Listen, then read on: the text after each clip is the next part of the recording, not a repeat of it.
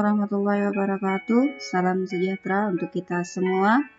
Siswa-siswi Ibu kelas 9 SMP Negeri 2 Batu Licin. Hari ini Jumat 30 Juli 2021. Kita kembali daring IPA. Hari ini kita akan membahas materi tentang sistem reproduksi pada manusia.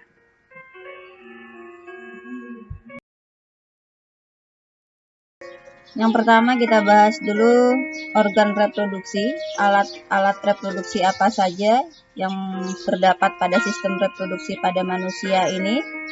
Tentunya organ reproduksi ini dibedakan menjadi dua, ada organ reproduksi pada laki-laki dan ada organ reproduksi pada wanita. Kita bahas organ reproduksi pada laki-laki dulu. Bisa dilihat pada gambar. Bagian A, vas deferens. Lihat bagian yang ditunjuk oleh bagian A, itu namanya adalah vas deferens. Kemudian bagian B, uretra. Yang C, anis. D, scrotum. E, testis. Kemudian yang bagian F, epididymis. Bagian G, kelenjar Cooper. Bagian H itu kelenjar prostat. Dan bagian I, vesicula seminalis. Bisa dilihat gambarnya, menunjuk bagian mananya pada gambar.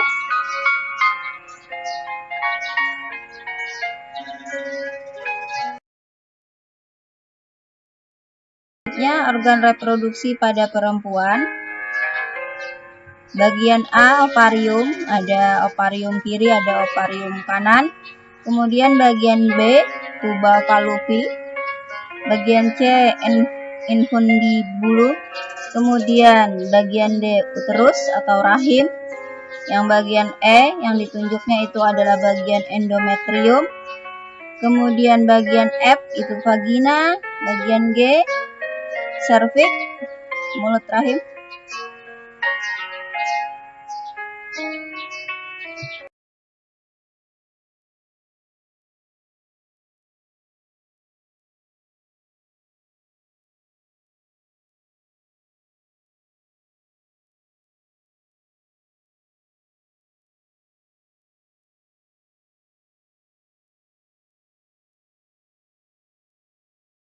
Berikutnya ada namanya proses ovulasi. Tadi ada bagian namanya ovarium. Ini merupakan penghasil sel telur atau ovum. Nah, proses keluarnya ovum dari ovarium ini namanya ovulasi. Ovum ini akan bergerak ke rahim.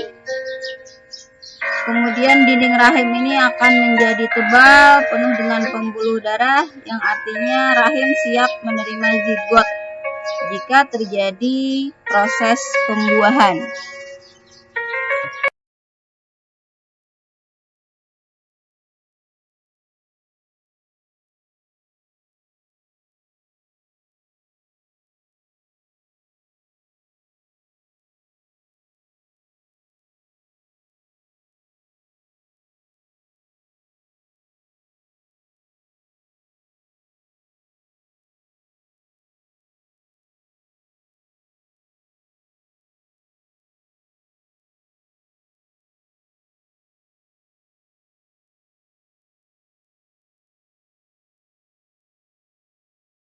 Pembuahan atau fertilisasi ini peleburan antara satu sel sperma dengan satu sel telur, yang mana jika sudah terjadi pembuahan ini akan terbentuk zigot. Tadi sudah terbentuk zigot, maka zigotnya ini membelah diri, kemudian berkembang di dalam rahim, akan berubah menjadi embrio. Ini adalah dinamakan dengan proses kehamilan. Embrio tadi pada usia 8 minggu itu sudah memiliki organ yang lengkap, berubah menjadi janin. Setelah kira-kira 9 bulan, maka bayi siap untuk dilahirkan. Di sini gambarnya, silakan diperhatikan.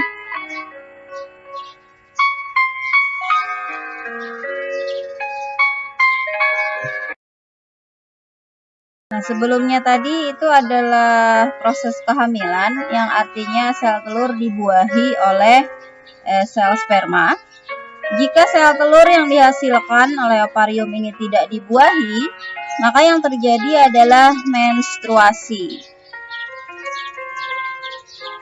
Jadi bersama-sama dengan ovum, jaringan pembuluh darah itu luruh atau runtuh, dikeluarkan melalui vagina melalui proses menstruasi atau haid.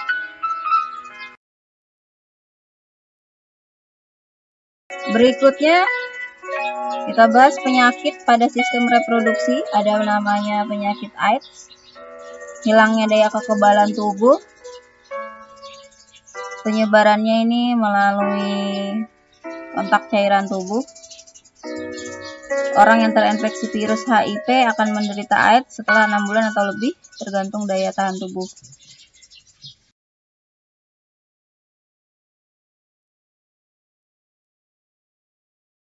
Berikutnya ada gonorea atau kencing nanah, sambil dibaca. Kemudian ada sifilis, disebabkan oleh bakteri keduanya itu, yang ditularkan melalui hubungan seksual.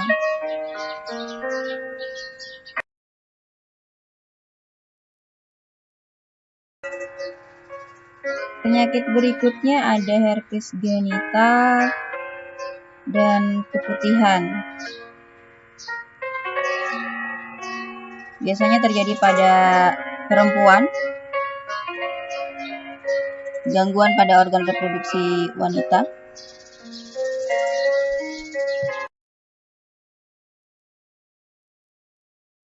Ya, tadi sudah mengenai penyakit atau gangguan pada sistem reproduksi.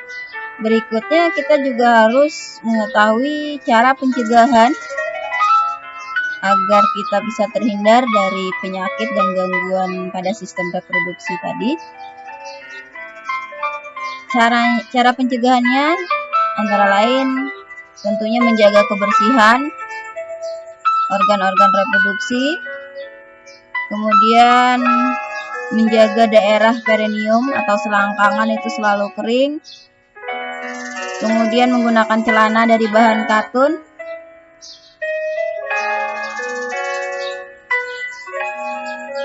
cara pencegahan berikutnya ini tidak membiasakan bertukar handuk atau pakaian.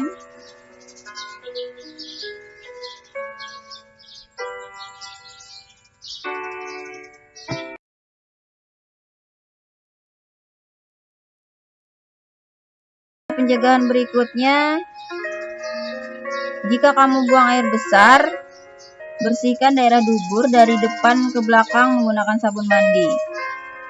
Jadi dari depan ke belakang, supaya kotoran ini tidak masuk ke saluran kencing. Kalau dari belakang ke depan kan nanti masuk ke saluran kencing, sehingga bisa menimbulkan infeksi. Kemudian pada saat menstruasi, gunakan pembalut yang lembut untuk menyerap darah yang keluar. Gantilah pembalut sesering mungkin, karena kalau terlalu lama nanti bakterinya berkembang, bisa menyebabkan infeksi.